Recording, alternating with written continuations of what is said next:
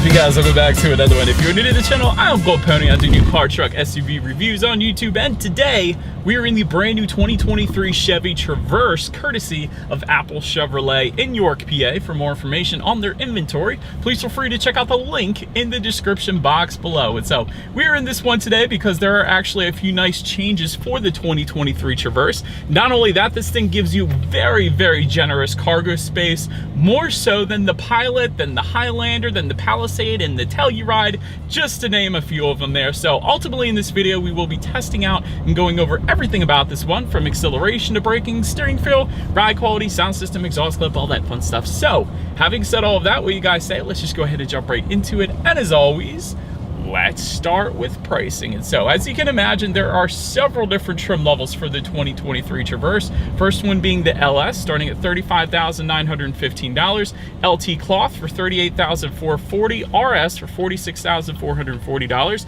LT Leather for $42,135, Premier, which actually is the one we were in today, starting at $48,595, and lastly the High Country, starting at $53,395. Like I said, there's a ton. That was all pricing for the front wheel drive. If you wanted to add all-wheel drive, simply add $2,000 approximately to any of those prices. But regardless of trim level that you go with, the power plant on the Traverse is going to be the same. Powering the beast is a 3.6 liter naturally aspirated V6, putting out 310 horsepower at 6,800 RPM, 266 pound-feet of torque coming in at 2,800 RPM. That power being sent to the front wheels or all wheels through a 9-speed automatic. 0 to 60 time coming in at approximately 6.8 seconds, which we'll test out here in a little bit. MPG numbers then coming in at 18 in the city, 27 on the highway for the front wheel drive, 17 city, 25 on the highway for the all-wheel drive, but taking regular unleaded fuel, saving you a little bit of money there. So that's always nice. But so before we do any kind of fun acceleration test here in the Traverse, I wanted to mention to you guys,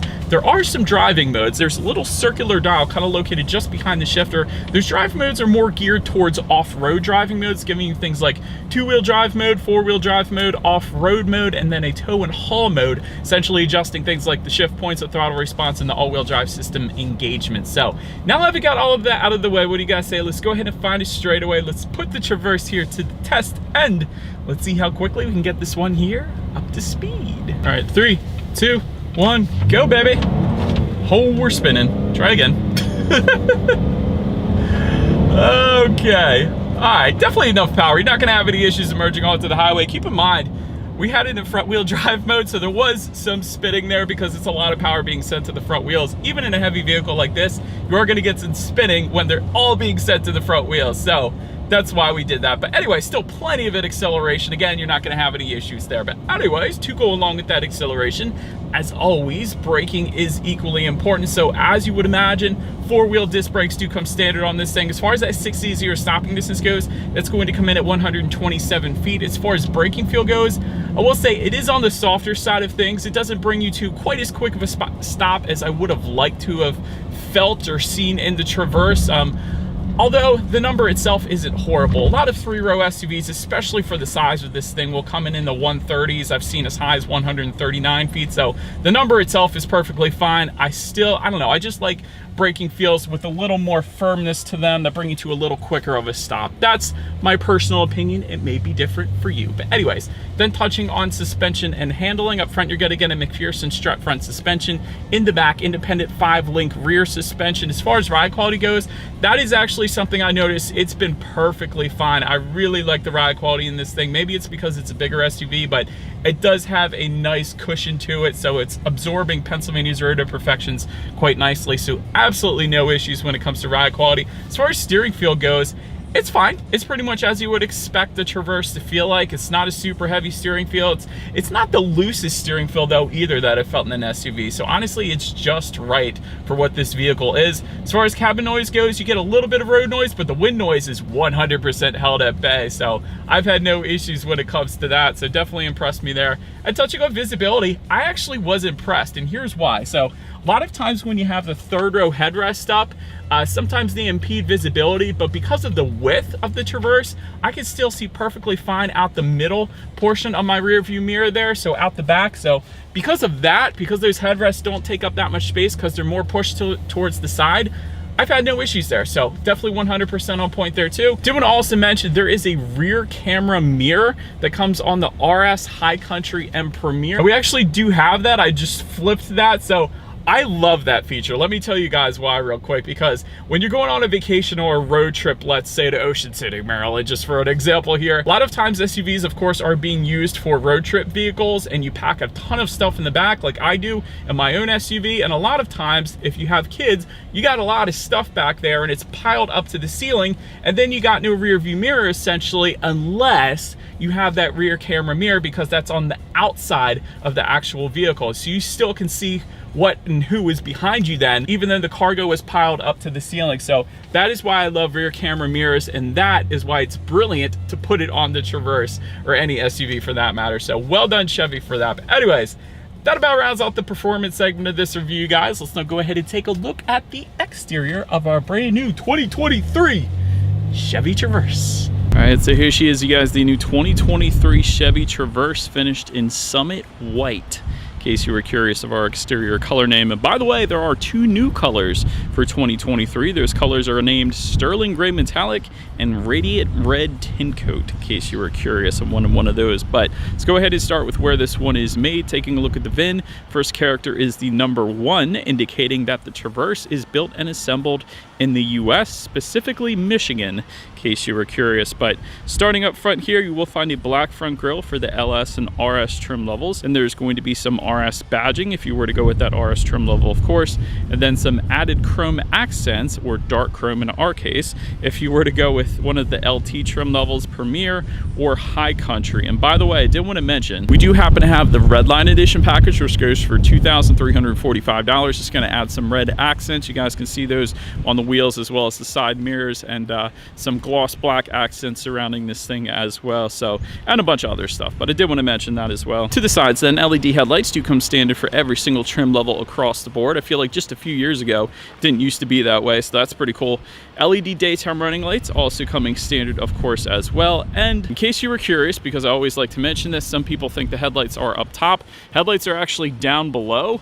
That's a little bit different than where it used to be a few years ago yet again, and the daytime running lights and the turn signals are going to be up top, so did want to mention that. But anyways, that about rounds out the front end of this one. Let's now go ahead and make our way to the side of the Traverse. All right, so now since we are around to the side of this one, let's go ahead and start all the way to the top. Roof rails are going to come standard on the LT cloth trim level and up, so that's definitely nice. Chrome window surrounds will come standard. However, if you go with the Redline Edition package, you're going to get gloss black window surrounds, so do want to mention that, and some gloss black door handles and some gloss black side skirts and cladding around the fenders as well. But anyways, rear privacy glass does come standard across the board. Power adjustable black side mirrors will come standard on the LS. However, body colored side mirrors are going to be the standard finish for the LT cloth trim level and up, unless you go with the Redline package, and then you're going to get gloss black side mirrors with the red line on it, hence the name. But anyways, heated side mirrors actually do come standard for every single trim level across the board. Definitely gets cold in PA, so I appreciate that. Integrated turn signals then coming with the LT cloth trim level and up. And one thing I always like that Chevy does, and maybe it's just me, I don't know, let me know in the comments, but I love how they always spell out the model name on the front doors. Like in this case, you got the Traverse lettering found on the front doors. I just think it's a nice little added touch or attention to detail, so big fan of that. So when it comes to the side skirts though, because I told you guys we got the gloss black because we have the Redline Edition. If we did not have the Redline Edition, those side skirts would actually be body colored along with the fender surrounds, only if you go with the Premier or High Country trim levels, because otherwise for all other trim levels you're going to get that matte black finish that traditionally you usually will find on SUVs. But I do love the body color finish, and I also like the gloss black finish that we have on this one. It's much more high end in my personal opinion. But let's take a look at the wheel setup. 18-inch aluminum alloys for the LS and LT trims, 20-inch dark aluminum alloys for the RS, that's kind of the sporty package I guess you could say, 20-inch machine finished aluminum alloys for the Premier, and then 20-inch polished aluminum alloys for the High Country. But that pretty much rounds out the side profile. Let's now go ahead and make our way to the back. All right, so now since we are around to the back of the Traverse, all the way to the top, I think you guys can see that body-colored shark fin antenna. Just below that, rear spoiler with an integrated brake light. Just below that, rear window wiper, of course. Some of the trim levels will give you trim level badging. However, the Premier will not, so you don't see that on the rear tailgate there. However, you do get LED taillights, so some added illumination at night. Absolutely love that. So there still are SUVs out there to this day that give you the halogen bulbs in the back. So the LEDs are where you want to be for added illumination, so nobody rear ends you, of course. And just below it all, I love the exhaust outlets on the Traverse. You get dual exhaust outlets with some very large circular chrome tips. That comes standard. However, you are going to get the rectangular tips like you're seeing now for the Premier and High Country trim levels. Either way, I am super happy. They both look good, both setups, and I love that they are not hidden below as so many SUVs are doing right now these days. It's kind of the trend, so I like this look better. So having said that, I do believe you guys know what we have to do next. As always, here is that exhaust clip.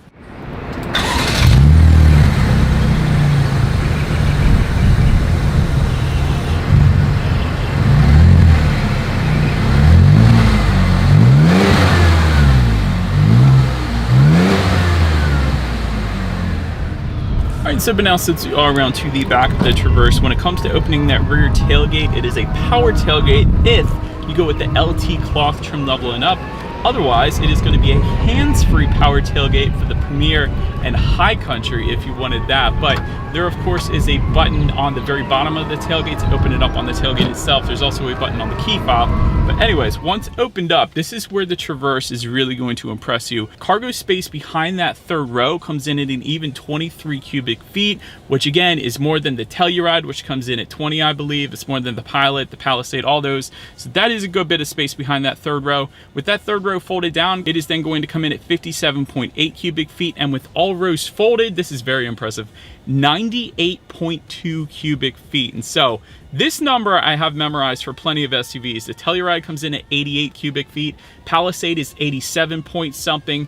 The Highlander and Pilot are similar for 86 or 87 cubic feet as well. So 98 is substantially more than a lot of the competition. Really, the only thing I could think of right now that beats that is like the Tahoe and the Suburban and SUVs like that. So there is a ton of space in this thing, plenty of cargo space, but 60-40 split does come standard. There's some cargo lighting back there. There's some tie-down anchors, chrome-plated tie-down anchors, actually. And here's another thing that really impressed me. If you were to lift up underneath of that cargo floor, you are going to find not just some in-floor storage, but a substantial bit of in-floor storage. So a lot of times when SUVs offer that, it's not all that much, but in the Traverse, it is fairly deep. There's a lot of in-floor storage in this thing, so you can put a tire inflator kit or an ice scraper and a bunch of other stuff as well, actually. So that was quite impressive. So overall, cargo space, the Traverse absolutely crushes it. I could probably sleep back there if I wanted to. But anyways, then making our way to the third row legroom. That is going to come in at 33.5 inches. So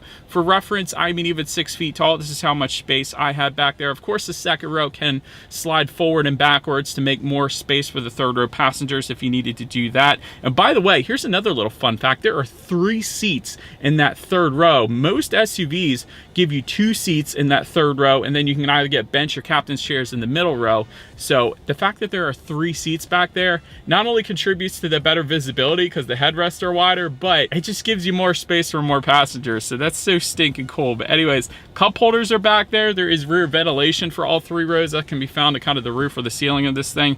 And to my surprise, you got USB charging ports on both sides in the back as well. So if your kids were sitting back there and they got their tablets or whatever, they could still charge their devices even in the third row. That isn't always the case on the competition, I'm just saying. But then making our way up to the second row legroom, that comes in at 38.4 inches. For reference, I'm even 6 feet tall. This is how much space I have back there. And by the way, 8 passenger bench seating, that comes standard on the LS. However, for the LT cloth trim level and up, captain's chairs are going to come standard, but the bench seating is optional. So you can get that if you want to do, but for most trim levels, captain's chairs is going to be coming standard. So you got the separation of the seats in the middle row there. Heated rear seats though, coming on the Premier and High Country. Get to spoil the rear passengers a little bit, loving that. USB charging ports, of course, coming standard for the second row as well. One thing I would have liked to have seen for the second row passengers though, and maybe it's just me, but rear window sunshades, because if you're taking your kids to school or something and they're sitting there and the sun's beaming in, or you're eating Chick-fil-A in a parking lot or whatever the case, rear window sunshades is definitely a very good thing. So wouldn't have minded if Chevy added them, because you do tend to see them on a lot of the competition. But so then making our way up to the front seats, cloth seating is going to come on the LS and LT cloth trim level, of course. Leather seating then coming with the RS and the LT leather trim level and up. So you guys are looking at that, of course. 8-way power driver seat for the LT cloth trim level and up. Heated front seats for the LT cloth trim level and up. Ventilated front seats coming with the Premier and High Country only. Also memory settings for those two trim levels as well. But overall, seat comfort was actually perfectly fine. It had no issues, and I like kind of the lighter color leather accents to our black leather that we have here today. I think it looks very classy. I like it. So anyway, seat comfort's perfectly fine. But then taking a look at the steering wheel, this tilt and telescoping is wrapped in urethane for the LS. However, here's a new little feature for 2023, leather wrapped for the LT cloth trim level and up. That didn't used to be the case, but power adjustable steering wheel coming with the Premier and High Country, and then a heated steering wheel coming with the RS trim level and up. So that is pretty darn cool. That button's on the steering wheel itself, by the way, but I do like the steering wheel. No issues with that whatsoever. But now let's go ahead and make our way to the startup. Let me start by showing you guys the key. You got your Chevy bow tie logo on the one side. When you flip it over, lock, unlock, the button to pop the rear tailgate, of course, and the circular button in the middle, that's a remote start that comes in the LT cloth trim level and up. But ultimately, it is all keyless entry with a push button start. So all I'm going to do here is simply put my foot on the brake and press that black engine start button located just to the left of those air vents there. And so once started up, again, this is something new. I haven't reviewed the Traverse for a few years now, but the gauge cluster is definitely new to me. I like it. It's a much larger digital screen front and center. You got tachometer all the way to your left. Fuel information is on your right. But having said that, since it's digital, is very customizable by using the steering wheel mounted controls found on the right side of the steering wheel. You can choose to display a digital speedometer if you wanted to, or you can choose to display your traditional kind of gauge cluster setup. There's trip A, trip B, of course, how many miles you have left until you hit empty. Oil life remaining. I always love seeing the oil life indicators. You know when to get your next oil change. There's tire pressure indicator for each individual tire. You got to love that as well. Air filter life. The list goes on. So basically every single thing you could possibly want up on the digital portion of the gauges. I love that digital speedometer. But anyways, now let's go ahead and make our way to overall interior quality. There is a 2-panel power sunroof for the High Country. It's going to be optional on some of the other trims. Most of the other trims, actually, we do have that. So absolutely love that. It's letting in so much more light here. Garage door opener is going to be optional. It's for up to 3 different garage doors found in the bottom portion of that rear view mirror. We actually have that option as well. Wireless phone charger for the LT cloth trim level and up. That's located just in front of the shifter there. Tri-zone climate control coming standard for every single trim level. So that means both driver, passenger, and the rear passengers can all set their own individual temperatures to be comfortable, I guess. So just in front of the shifter, you got a 12-volt power outlet, a couple USB charging ports, actually an aux port as well. And there's an SD card slot right there. Let me see what that is. It looks like maps for North America. Okay, so they put the little SD card slot in there for the navigation maps, I guess. That's interesting. I've never seen that before. But anyways, to the right of the shifter, you got dual cup holders, got an electromechanical parking brake, of course, and within the center armrest, you got lighting within there, actually. I like that. Decent amount of storage, a little tray up top there as well, and a little clip on the back side of that center armrest too. But like I said, what I really like about this one is the black leather contrast with the light leather, kind of the pinstriping, I guess you could say. And there's contrast stitching found on the doors just above the passenger side glove box. It's actually a very classy look. It looks very good, so I'm a big fan. But anyways, now let's go ahead and make our way to the infotainment screen here. You're going to find a 7-inch color touchscreen display for the LS, 8-inch color touchscreen display is going to come with the LT cloth trim level and up. Either way, you get Bluetooth and audio streaming, Android Auto, Apple CarPlay. Factory navigation system is going to come with the RS trim level and up. You can check out your climate control settings, of course, up there, along with your radio information. And so when it comes to the sound systems, you're going to find 6 speakers coming with the LS and LT cloth. However, if you were to go with the RS trim level and up, you're going to get a 10-speaker Bose sound system. So having said that, that Bose sound system is the one we have today. So let's go ahead and turn on the radio, see what we got playing today, and let's test out the clarity of this one.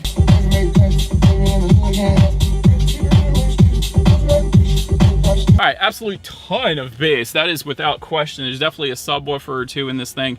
That was a ton of bass. Clarity was perfectly fine as well. Honestly, a 10-speaker Bose sound system really is going to be overkill for the Traverse, so I absolutely love it. But last thing I wanted to mention to you guys on the infotainment screen at least is when you do put this thing in reverse, you will find a rear view camera coming standard across the board.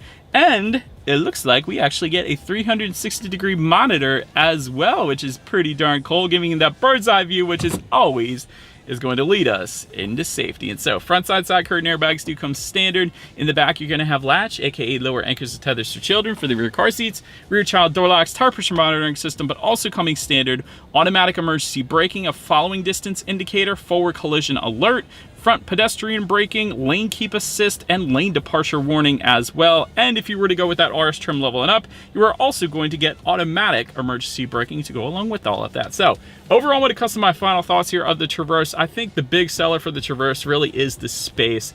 It's so much more than a lot of the competition. 98.2 cubic feet. That is a wonderful number. So if you like to go on vacation with your family and you got kids, this thing is definitely something you might want to check out. Very good looking SUV too, in my personal opinion at least. And it's specifically the spec that we have today. It looks absolutely amazing in my opinion. Good starting price point as well. So for the LS trim level, like I said, I think I said $35,000 for 98.2 cubic feet. That is dang good, you guys. As far as room for improvement, quite honestly, the big thing for me would be for Chevy to at least add an option, maybe just on some of the trim levels for the rear window sunshades. That's something that I always look for in SUVs and something I don't have in my current SUV that I would love to have because we have needed them so many times. Other than that, I think a full digital gauge cluster would look pretty darn good in this thing as well, but that's really all I can come up with. Everything else looks pretty darn good. But let me know what you guys think of the new Traverse in the comments section below. And that is about it for this one, you guys. Thank you so much for watching. Feel free to follow me on social media if you wanted to see what's coming next on the channel before it gets to YouTube. Be sure to hit the subscribe and the bell notification button if you're into new car reviews, because that is what we do here on this channel after all. Do appreciate you guys watching more than you know. I will see you guys all in the next video. Stay gold.